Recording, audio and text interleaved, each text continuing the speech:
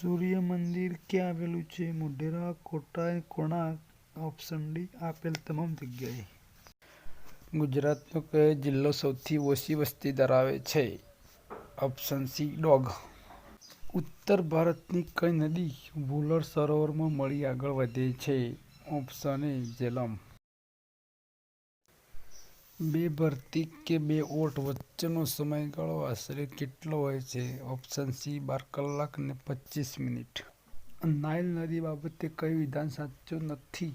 તો option D તે અમેરિકાની મહત્વની નદી છે.